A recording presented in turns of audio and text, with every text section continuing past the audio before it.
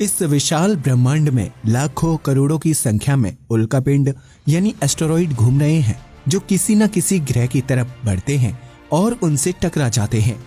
हालांकि सौर मंडल में जुपिटर ग्रह के गुरुत्वाकर्षण की वजह से ज्यादातर एस्टेरॉइड धरती की तरफ न आकर उसके वातावरण में प्रवेश कर जाते हैं और नष्ट हो जाते हैं।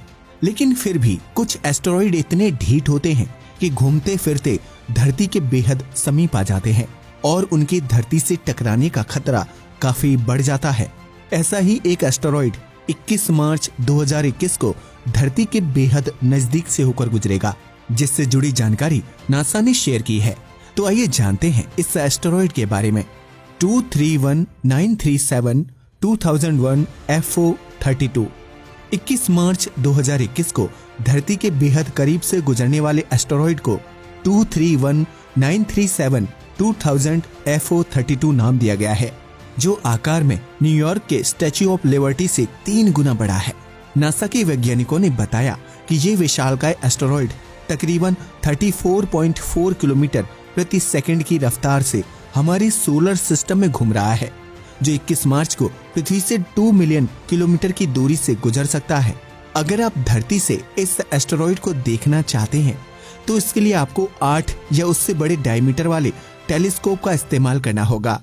ये एस्टेरॉइड सुबह 8 से 8:30 बजे के बीच आसमान से गुजरता हुआ दिखाई दे सकता है, तो इस मौके को मिस ना करें।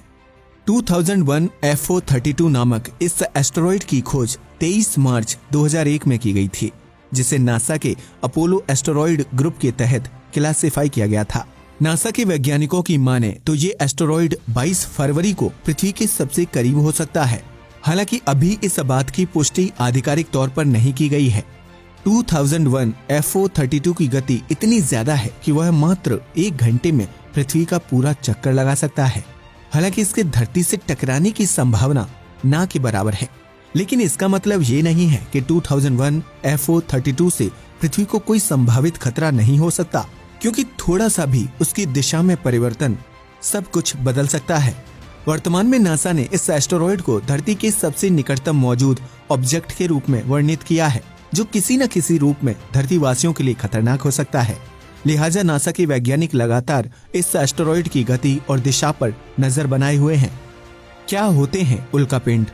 एस्टेरॉइड या क्षुद्र ग्रह छोटे या एक निश्चित आकार के ठोस पदार्थ होते हैं, जो आमतौर पर धूल, मिट्टी और विभिन्न चट्टानों से बने होते हैं और सौरमंडल में लंबी लंबी यात्राएं करते हैं।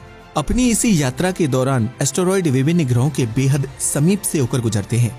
ऐसे में अगर संबंधित ग्रह का गुरुत्वाकर्षण तेज होता है तो एस्टेरॉइड उस ग्रह की तरफ खींचे चले जाते हैं। हमारे सौरमंडल में धरती के अलावा जुपिटर ग्रह का गुरुत्वाकर्षण बल बहुत मजबूत है, जिसकी वजह से ढेर सारे एस्टेरॉइड उसी के वातावरण की तरफ खींचे चले जाते हैं। जब कोई एस्टेरॉइड धरती के बेहद समीप से होकर गुजरता है तो वैज्ञानिकों को इसी बात का डर रहता है कि कहीं पृथ्वी का गुरुत्वाकर्षण बल उसे अपनी तरफ न खींचने लगे, क्योंकि ऐसा होने पर एस्टेरॉइड तेज गति से धरती के वातावरण में प्रवेश करेगा और उसके किसी हिस्से से टकरा जाएगा।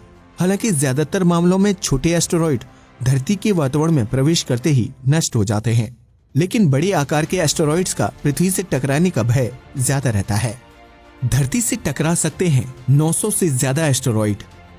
भले ही बीते सालों में कोई भी विशालकाय एस्टेरॉइड धरती से नहीं टकराया, लेकिन इसका ये मतलब नहीं है कि खतरा पूरी तरह से टल गया है। दरअसल यूरोपियन स्पेस एजेंसी ने ये खुलासा किया है कि आने वाले 100 साल में पृथ्वी से कम 900 एस्टेरॉइड के टकराने की संभावना है। ऐसे में अगर एक छोटा सा एस्टेरॉइड भी धरती से टकराता है तो वो इंसानी दुनिया में भारी तबाही मचा सकता है। यही वजह है कि दुनिया भर के वैज्ञानिक धरती को एस्टेरॉइड के हमले से बचाने की योजनाओं पर काम कर रहे हैं। वैज्ञानिकों ने अंतरिक्ष में घूम रहे एस्टेरॉइड में से उन उल्कापिंडों की खोज की है जो आकार में लगभग 1 किलोमीटर चौड़े हैं। वैज्ञानिकों का मानना है कि इतनी या इससे बड़े आकार वाले एस्टेरॉइड ही धरती को भारी नुकसान पहुंचा सकते हैं। लिहाजा उनकी गति और दिशा पर नजर रखना बेहद जरूरी है। आपको बता दें कि रूस के चेल्याबिंस्क शहर से 20 मीटर चौड़ा एक एस्टेरॉइड टकराया था, जिससे निकली ऊर्जा की रफ्तार 0.5 मेगाटन TNT के बराबर थी। वहीं जब अमेरिका ने जापान के हिरोशिमा में परमाणु बम गिराए थे तो उससे निकली ऊर्जा शक्ति की गति 15 किलोटन TNT के बराबर थी। इस बात से अंदाजा लगाया जा सकता है कि एक छोटे आकार का एस्टेरॉइड धरती पर परमाणु बम जितनी ऊर्जा छोड़ सकता है, जिससे बेहद खतरनाक तबाही हो सकती है।